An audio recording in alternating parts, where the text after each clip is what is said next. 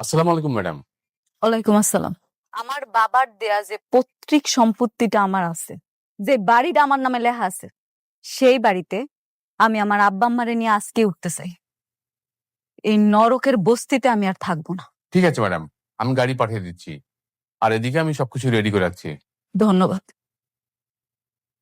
মা, এই ব্যাগটা একটু রাখ। একটা ব্যাগ কিনতে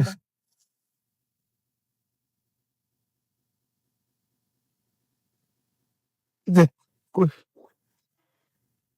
জব্বার চাচা, করিম চাচা, আপনারা সবসময় আমাকে আগলায় রাখছেন, বিপদে আপদে সবসময় পাশে ছিলেন।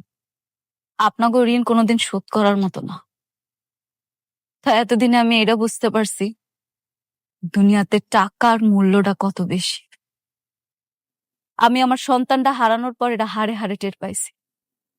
সেজন্য এখন আব্বা আম্মারে লয়ে আমি আমার বাড়িতে যাইতেছি। আপনারা আমাকে জন্য দোয়া করবেন।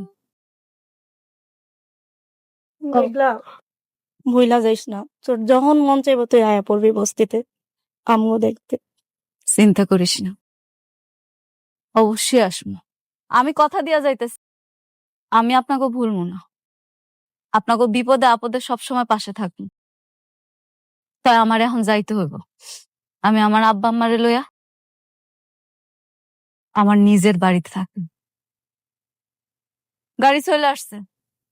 আম্মা চলো। আব্বা চল মা।